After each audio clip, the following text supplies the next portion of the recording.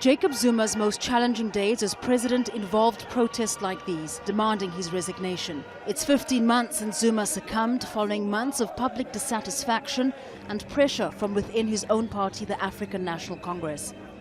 At the heart of his fall from grace were hundreds of corruption allegations. Zuma was charged specifically in a corruption case going back more than a decade.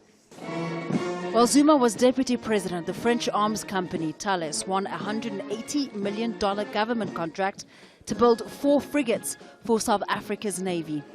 State prosecutors say Thales agreed to pay Zuma R500,000. That's around $34,000. The deal for his political protection was allegedly brokered by his former financial advisor, Schabir Shaik. He was jailed in 2006 for 15 years, but was released 2 years later on medical parole.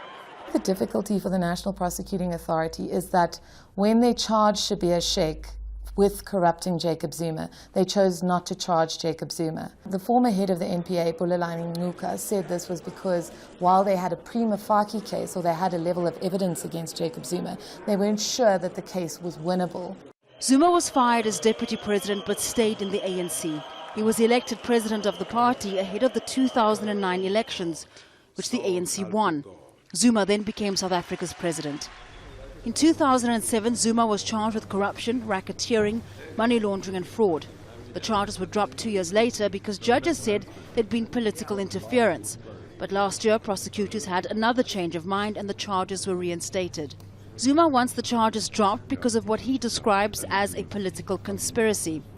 Jacob Zuma is due to appear at this court, where it's expected his lawyers will argue that it's been more than a decade since the case against him began and it should be thrown out. The former president also says there have been irregularities ahead of the trial, including that he's been spied on by the government.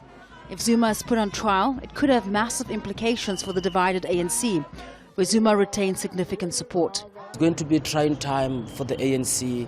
Some members of the party will have to make a difficult decision as to whether they support the former president or not. And I think knowing and looking at how divided the party still is, this will really not make their lives easier.